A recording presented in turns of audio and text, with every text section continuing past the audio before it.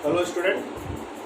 पहले चैप्टर में पहले वीडियो में हम लोगों ने जाना था कि सिग्नल क्या होता है, डेटा क्या होता है, डेटा के बारे में जानकारी प्राप्त की थी। उसके बाद हमने पढ़ा था डेटा कम्युनिकेशन क्या होता है और डेटा ट्रांसमिशन क्या होता है। कैसे डेटा कम्युनिकेशन होता है जब दो व्यक्ति आपस में बात करते हैं, तो इस प्रकार को हम क्या कहते हैं, डेटा कम्युनिकेशन कहते हैं।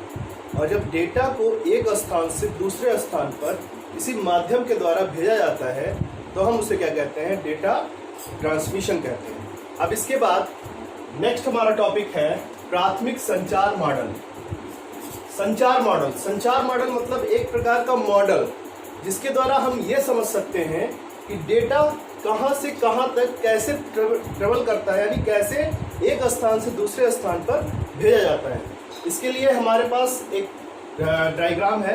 इस डायग्राम की सहायता से हम समझने का प्रयत्न करेंगे कि कैसे डेटा को एक स्थान से दूसरे स्थान पर भेजा जाता है। सबसे पहले हम देख रहे हैं कि यहाँ पर एक प्रेषक है। प्रेषक मतलब सेंडर जो डेटा को इनपुट के रूप में ग्रहण करता है और उसे आगे प्रसारित करने का कार्य करता है। इसके बाद हमारे पास एक ग्राही है। ग्राही रिसीवर होता है जो डेटा को ग्रहण करता है, जो आ रहा होता है डेटा उसको ग्रहण करता है और ग्रहण करने के बाद आउटपुट के रूप में देता है। तो प्रेषक क्या करता है, डेटा को इनपुट के रूप में लेता है और ग्राही क्या करता है, डेटा को आउटपुट के रूप में लेता है। ये सेंडर और रिसीवर जो है दो आपके डिवाइसेस होती हैं, हम कह सकते हैं डिवाइसेस है जो इसका कार्य करते हैं, सेंडर का और रिसीवर का। आगे हम बढ़ते हैं तो इसमें एक माध्यम की आवश्यकता होती है। किसी भी स्थान से एक स्थान से दूसरे स्थान पर जाने के लिए हमें किसकी आवश्यकता होती है, किसी न किसी माध्यम की आवश्यकता होती है। उसी प्रकार से डेटा को एक स्थान से दूसरे स्थान पर प्रसारित करने के लिए, भेजने के लिए हमें किसी न किसी संचरण माध्यम की आवश्यकता होती है।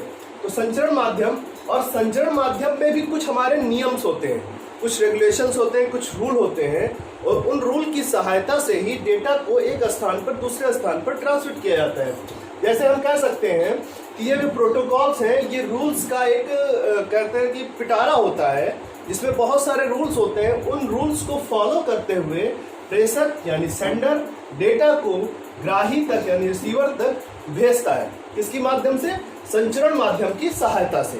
तो इस प्रकार से हम कह सकते हैं कि प्राथमिक संचार मॉडल एक प्रकार का ऐसा मॉडल होता है जिसमें डेटा को एक स्थान से दूसरे स्थान पर किसकी सहायता से, संचरण माध्यम की सहायता से भेजा जा सकता है। इसके लिए हम क्या कर सकते हैं कि हमारे प्राथमिक संचार मॉडल में कुछ अवयव होते हैं, मेन एलिमेंट्स होते हैं। वो मेन एलिमेंट्स क्या है, सबसे पहले तो संदेश होना चाहिए। संदेश इनपुट डेटा के रूप में होता है। किसके रूप में होता है, इनपुट डेटा के रूप में।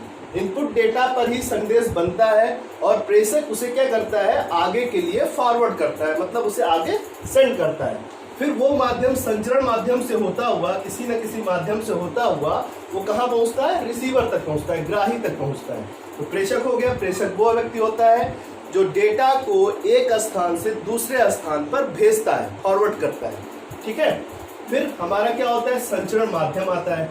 संचरण माध्यम जैसे अगर हम कह सकते हैं, आज हम लोग इंटरनेट का प्रयोग कर रहे हैं, व्हाट्सएप का प्रयोग कर रहे हैं, ट्विटर का प्रयोग कर रहे हैं, तो ट्विटर की सहायता से, व्हाट्सएप की सहायता से हम एक स्थान पर बैठे हुए व्यक्ति को दूसरे स्थान पर डेटा को भेज सकते हैं। जैसे हमें कोई इमेज भेजनी है तो वो भेज सकते हैं, हमें क्या भेजना है, हमें कोई डेटा भेजना है, हमें कोई फाइल भेजनी है, वो भी हम आसानी से भेज सकते हैं।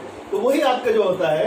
तो अब व्हाट्सएप क्या एक प्रकार का माध्यम बन गया। अगर जिस व्यक्ति को हम डेटा भेज रहे हैं, अगर उसके पास वो व्हाट्सएप ना हो तो वो डेटा रिसीव नहीं कर सकता। इसीलिए ग्राही का होना भी आवश्यक है, ग्राही भी होना आवश्यक है। अगर माध्यम नहीं होगा मतलब वो व्हाट्सएप, एक तरफ तो व्हाट्सएप है लेकिन दूसरी तरफ अगर व्हाट्सएप नहीं है तो क्या होगा कि वो डेटा को आसानी से भेजा नहीं जा सकता। इसीलिए सेंडर और रिसीवर दोनों के पास डेटा मतलब माध्यम होना आवश्यक है। इसके बाद चलते हैं ग्राही। तो ग्राही वो व्यक्ति होता है या वो डिवाइस कह सकते हैं जिस डिवाइस पर आपका डेटा स्टोर होता है, मतलब डेटा प्राप्त करता है, वो रिसीवर होता है। और इसके बाद आती है संचरण प्रोटोकॉल। प्रोटोकॉल क्या होती है, प्रोटोकॉल कुछ नियम होते हैं, नियमों की सहायता से ही डेटा को एक स्थान से दूसरे स्थान पर हम आसानी के साथ भेज सकते हैं। हम जानते हैं कि एक OSI मॉडल होता है। इस OSI मॉडल के द्वारा इसमें 7 लेयर होती हैं। इन 7 लेयर की सहायता से डेटा को एक स्थान पर दूसरे स्थान पर आसानी से भेजा जा सकता है। ये लेयर आपकी प्रोटोकॉल के अंतर्गत कार्य करती है। तो हम कह सकते हैं कि प्रोटोकॉल कुछ नियम और रेगुलेशंस होते हैं, या हम कह सकते हैं कुछ रूल्स और रेगुलेशन होते हैं जिनकी सहायता से इंटरनेट पर डेटा को आसानी के साथ भेजा जा सकता है। आसानी के साथ मतलब सुगमता के साथ उनको भेजा जा सकता है। कुछ प्रोटोकॉल के उदाहरण हम दे रहे हैं, तो देखिएगा HTTP, इसको हम कहते हैं हाइपर टेक्स्ट ट्रांसफर प्रोटोकॉल। ऐसा प्रोटोकॉल जो ट्रांसफर करने के लिए यूज होता है, किसको?